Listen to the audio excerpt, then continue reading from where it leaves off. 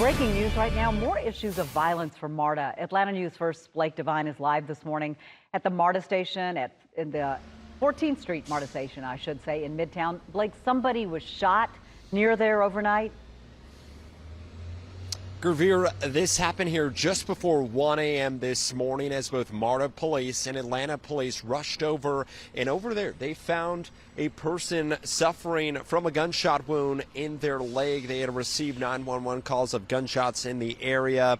They say that that individual was taken to Grady Hospital for treatment. Atlanta police detained a suspect on scene, although they say this remains an active investigation. This marks the latest scare in a string of violent encounters at MARTA stations throughout the metro. Exactly a week ago, a gunman opened fire on a southbound train at the East Point station, injuring 2 people. That same weekend, a man was killed during a separate shooting near the Garnett Street station. Now, here's another live look at the Midtown MARTA station. We did catch up with an eyewitness who says that it was a woman who was shot and a man who was the one who pulled the trigger. At this point in time, we are still waiting on Atlanta police to give us a little more clarification about who exactly was involved in this incident. Reporting live in Midtown, Blake Devine, Atlanta News First. Blake, thank you. And it's not just that shooting that happened overnight. Atlanta police say somebody was shot multiple times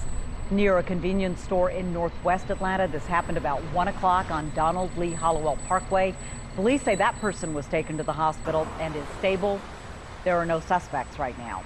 And also around 1 in Atlanta's Sweet Auburn neighborhood, police say somebody was shot in their thumb at an apartment complex on Chamberlain Street.